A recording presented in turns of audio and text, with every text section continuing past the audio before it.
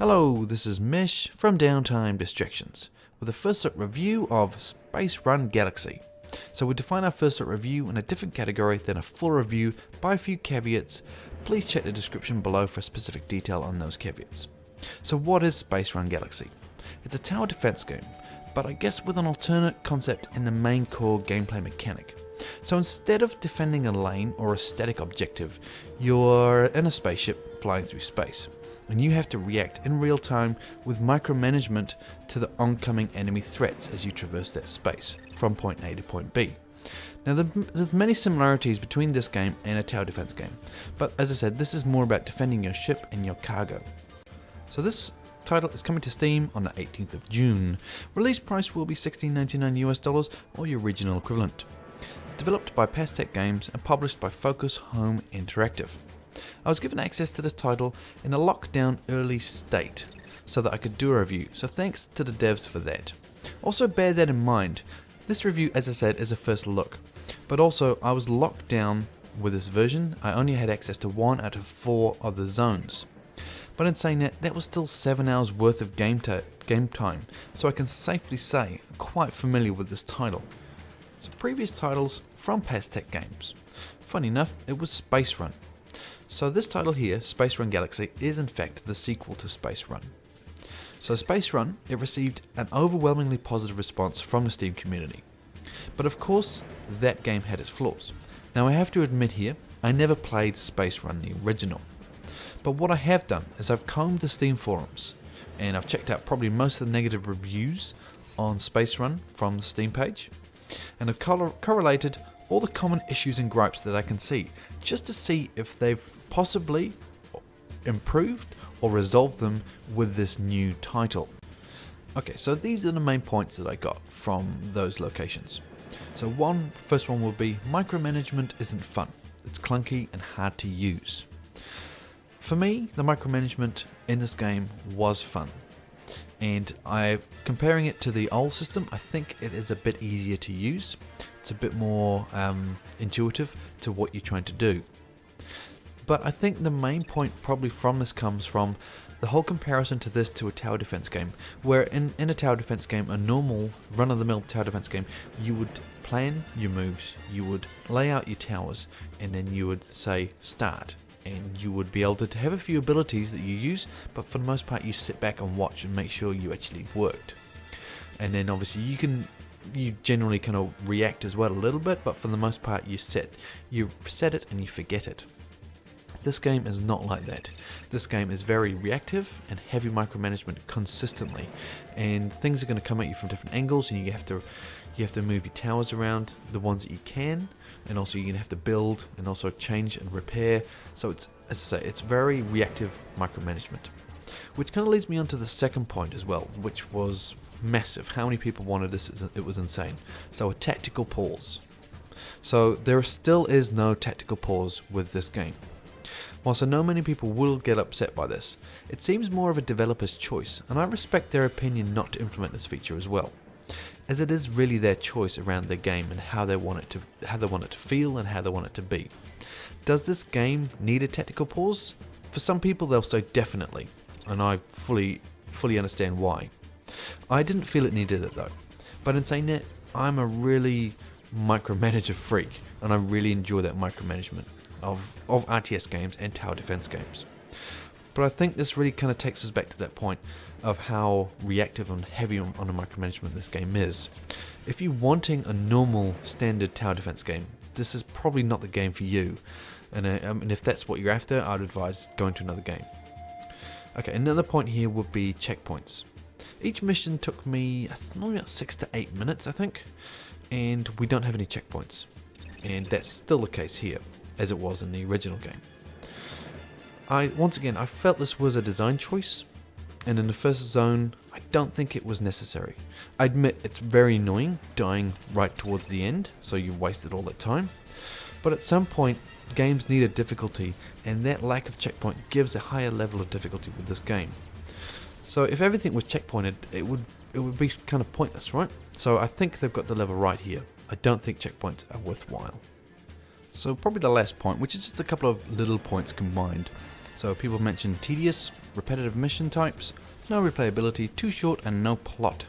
So these are all 5 are quite similar, so I'll just kind of summarize here. So the first zone I've put in 7 hours already, and I haven't finished it. So we can at least say with the 3 additional zones, you're probably going to be 30 hours plus. So for me, too short is not really relevant here. Regards the plot, there is definitely a plot with this game. Only first zone, so at the moment it's more of an introduction to the characters and the world that you're in the situation. But I can sense that I think there's something going to happen, and there's going to be a couple twists in there, I hope. But this is only early stages of that story. But I'm already interested in it, so I guess the plot, it has a bit of one there. Replayability, I guess if you after replayability as in a whole replay of a playthrough again, that's really a personal choice, right? It depends how much you want to play it. But for me, I think you're going to get to the end of the plot and you're going to be able to keep playing it as well. Because I found that already I'm going back to repeat certain missions and jumps and areas because I needed the power-ups and I needed more bigger ships, and I need to get more money. So there's many reasons to go back to certain areas. So in that regards to replayability, it has it. So that's quite positive. Now for the tedium and repetitive missions, I think this is possibly a concern. You have mini bosses around and a few different types of enemies, but I do get the feeling of it's quite repetitive, and I've only just scratched that first zone. I haven't finished it. So 7 hours in and I'm kind of getting a bit of a repetitive feel. Maybe in the other zones there's going to be different types of missions that we're going to do. But, already feeling that is, as I said, a bit of a concern for me. So I hope that gives you guys that played the first game answer to some of the main concerns that were floating around. Okay, so let's look at the story. So with this title, you are a new employee of Buckman's Transport Company. So this story is 20 years later from the first game, so your job is to move items from point A to point B. Now, as I previously said, the story is starting to get interesting. So we're taking materials to a jump gate that has a parasite issue. So we started to learn a bit about the main people in the story, and also they all seem a little bit dubious, and I think some of them may have nefarious intentions as well, so that'll be interesting to see how that plays out. But I am interested to see what happens. So it's already, there's a bit of a hook in the story, so I feel like I want to proceed with it, which is good. Quick overview of the gameplay and mechanics. Whilst this is labelled as a tower defense game, I would err on the side of caution with that label. It doesn't have some of the common mechanics that a lot of people come to expect from a tower defense game, and I think that is where the previous title caused a bit of frustration. For me, a tower defense game is take your time, set up your towers, strategize. Then when you're ready, you release the mobs and see what happens. You may have some abilities that you can use whilst you're under attack, but for the most part you sit back and watch the fireworks. This game isn't. This game is a real-time defense game with a lot of micromanagement. So that's seeing an enemy coming from a certain location, quickly setting up turrets, using special abilities real-time to help you fight the enemies. So I guess whilst overall the concepts are similar, I think it's an important difference. But I've definitely enjoyed my time with this game. I also like the addition of the space map and being able to go off and run missions that aren't on the main story, so I can get more power-ups. Also, the multiplayer mission feature is quite nice as well. I'll go into that more in a bit. That adds a real community to the game, and also an interesting twist. I like to see the multiplayer components built on more in the future as well. With all that out of the way, let's look at the options menu, and then we'll have a quick look at the UI, and I'll show you some basics of how the game works as well, because there's quite a bit to this game, and I think there's a bit to talk about around that. And then we'll just go into a summary of my thoughts on the game in its entirety. So let us look at the options menu. So here we have it here. So we have audio settings. So we've got sound effects volume, we have music volume, which is good. We have speech volume. A separate slider for that is very handy, because if you're doing a second playthrough, you probably want to turn that off. Voice notifications, it's very good that we've got that. I have seen that mentioned previously, that people want to be able to kind of tweak these voice settings, and it's very good that we've got them here. Graphics settings. So VSync, shadows, and windowed mode, all very basic, on and off. Primary screen, so it's very good that, I guess, a necessity that we have that. And also desktop resolution. So very basic options here. Could have done with a lot more. AA would have been the first thing that comes to mind. But you know, a lot of options in here that are missing. But this is very functional. And we can rebind all of our keys here, so that's very good. So we've got a whole bunch of stuff there. Actions menu, build menu, so you can really get some short keys going as well. So let's jump in and I'll kind of show you the basics of the menu, the star system, and also the UI. Also, just for clarification before I get started, we have two modes with this game. You have, I guess, the normal play mode, and you have offline mode. So offline mode here, as you can see, you are about to play offline mode. By doing so, you will not be able to use the Space Run Galaxy multiplayer features. Please note that the profiles created in offline mode will not be available for the online universe. Are you sure you want to continue offline? So good that that feature is there, and good that it lets you know as well. Alrighty, so this is the star map. So this is the Vera system. So this is one of the 4 that we have access to. And as I said, I've only done 7 hours in here. And I've not finished it. So that's quite a bit of content when you add all the zones up. So what we have on the screen here, these are the areas where you can, park your ship. So you park your ship in these areas and you can pick up missions and go to, let's just have a look and I'll show you. So we get the mission, we can pick up a mission here. We can also go and see a merchant, and we can either buy, sell, or look at the multiplayer sales. We can also create a new sale on the multiplayer market there, so the black market. We can look at the mechanic and buy upgrades or buy new items. And we have the spaceport as well. So this is where we can choose a ship. And at the moment I have 3.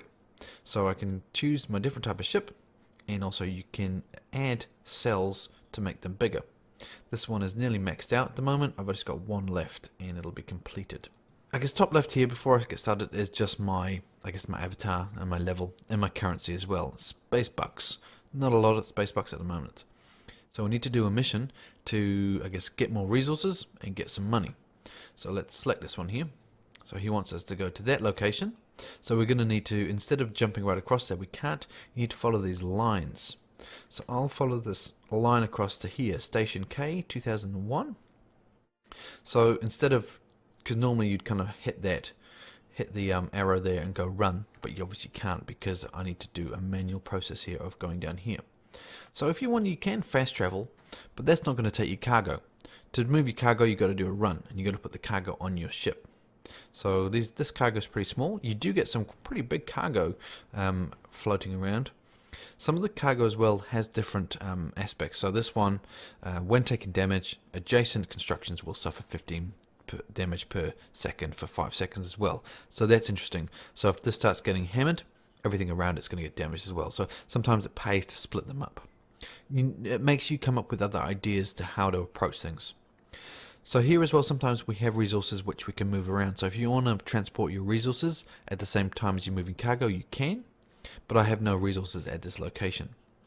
If you just want to move resources, you can do that as well. So you just jump into this area, chuck your resources in here, and just go. You don't need to accept a mission to do anything, which is quite nice. It's a good freedom to have. Okay, so real basic overview of the system we have here. Okay, so coming up here, we have some asteroids. So you can see their trajectory by the red arrows going that way.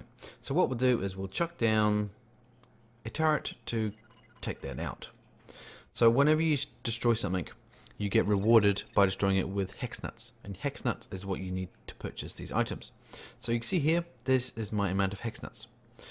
Below it is the amount of focus. Now it's interesting, I'll get into that in a minute.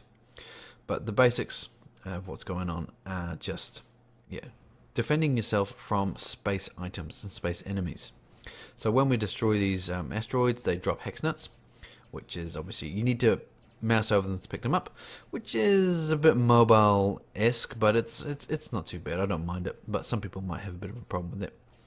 Okay, so where we go. Got some hex nuts there. As we can see, there's more coming from the front, so we've got more asteroids, and also we have some bombers coming from the front. So we need to get more defenses on the front. So what we can do is we can put this laser there, and also we'll put a couple of these things here. So this is an offensive upgrader. So we can put that there. And then we can put some missile launchers next to them. So this actually powers up anything next to it. So we'll put that one there as well. So missiles, pick up these hex nuts here. So all these turrets have, power up point, like special abilities, and also some of them have quirky little things as well, like these ones. You can actually change how they work in their arcs, which is interesting. And as you can see, these have been damaged as well. So what we could do is put a shield protector down. Hopefully that'll keep them alive. Come on, quickly build, quickly build. Yes, it has. So that should keep those going. So the focus is interesting. The focus is built from adding more thrusters. So adding more thrust. So let's add another thrust here. And as you can see, that's building, and then that should go to 50. And there we go. So we're up to 50. But you've got some asteroids coming from this side, so we need to defend that area. So what we'll do is we'll put some plasma cannons down here. So these plasma cannons have an interesting component where you can actually spin them. No other turrets really spin like these as far as I can see. Like these ones do have a spinning arc, but for the most part they're static. So we have those asteroids coming from that direction. And we have some plasma radar coming from that direction. So what I'll do is I'll put that there so that can power up these guys. So hopefully that'll give us a minute there just to talk about some stuff. So as I was mentioning before, the focus. So you gain focus by adding more thrusters, and that increases the regeneration of the focus, and also the focus pool size will increase the more thrusters you have. Now the focus is used for using the power-ups on the turrets. So some turrets will have, just a better attack. Some will have a faster attack. Some, like I guess the healing turrets, will heal the lowest health pool on 2 of the turrets. So there's a lot of interesting stuff that can happen. And just that extra micromanagement, you're not only micromanaging your turrets, you're looking after resourcing as well. Add on to everything else that's happening. So there's quite a bit going on, which is good fun. Not a negative point in my opinion. It's a lot of good fun. So bottom down here, as you can see, there is a time that you're aiming for. Currently we won't actually make it because we need more thrust. So let's chuck down some more thrust on here. And hopefully we will slowly burn away and be able to speed up on that. So the point is here to survive, keep your cargo alive. There we go. So we're going to get that bottom star there. So standard delivery. So not the best courier service, but it'll do. So this is obviously how much freight you've lost. I've still got all 5, but if you lose them, it'll be there. That's your current thrust generated. Okay, I hope that gave you guys an idea of how the game plays, and maybe even a couple of tips that you picked up from there as well. So let's go into a bit of a summary here, and then we'll just wrap it up. So I will start with graphics. So here we go. So graphically, not bad visually at all. I like the comic drawings of the characters. I always really appreciate that type of illustration. The main mission design is pretty good. The ship armaments have really good detail. I just wish the ships looked a bit better. I know it's very functional with the hexagons, but I just kind of sometimes looked at the ship and thought, wow, it looks like a half-built Lego construction. And I guess I'm just comparing it to other games that I've reviewed previously. I guess Spaz 2, Defect Spaceship Construction Kit, and Battle Station Harbinger. Whilst you're building the ships with them, the ships still looked quite good. Even if you did some terrible design, the ships generally looked pretty cool. I just kind of, as I looked at this every now and again at the ship, and the ships aren't attractive, I guess you could say. But overall, not a bad looking game. The star map looks pretty cool as well. So let's move on to audio. So not a bad audio aggregate of assets. Sound effects are okay. The music's okay. The music definitely fits the feeling of the game. Nothing amazing, but it definitely suits it. The voice narration is probably the best component. Some real memorable lines and really good voice acting as well. I really enjoyed listening to them, have the conversations and tell a story so far. And finally, gameplay mechanics. So as with any game, the gameplay mechanics is really the pith, the core to the game. So with this one, as I said, it's got that reactive micromanagement, interesting weaponry, patience and skill is still required. I like this spin on the tower defense game as a more reactive gameplay. Some people clearly won't. So some people think that this has gone too far from the original tower defense concept. But if they're aware of the difference prior, obviously don't purchase. So if you're wanting a tried and true tower defense game, this probably isn't for you. It has a good amount of content. As I said, I've done maybe 7 hours in that first zone and I still haven't finished it. So I have noticed a slight repetitive feeling already, which is a bit of a concern, but that's hard to say how that's going to go when we open up the other zones. I like the multiplayer component, but I think it could have been worked on a lot more and had a lot more of effect on the world. I'm not really sure where it could have gone, but I just feel it was underutilized as to what it could have been. So I hope I've given you guys an idea whether to purchase or not. And I hope I've clarified the difference between this game and a normal tower defense game, because I think that was, as I said, a major point of concern when people would purchase it, kind of unaware of the difference there. So I hope I've clarified that for you guys. So all in all, interesting weapons and turrets. Interesting, weaponry, 4 solar systems to explore, 100 missions, got that online component, and you got a black market as well. You got bosses, pirates, and space monsters, and a whole bunch of asteroids to shoot. So it is a good game, and I have enjoyed my time with it. So audio, pretty good. Graphics, not too bad. Gameplay is good, enjoyable, but as I said, that concern about what this game is, but I hope I've sorted that out for you guys. So this has been Mesh from Downtime Distraction. I've enjoyed my time with this game. I've enjoyed making this video for you guys. So please subscribe if you enjoyed it. Leave me some comments and feedback below, and give me a thumbs up if you liked it, and obviously thumbs down if you didn't. And I'll see you next time.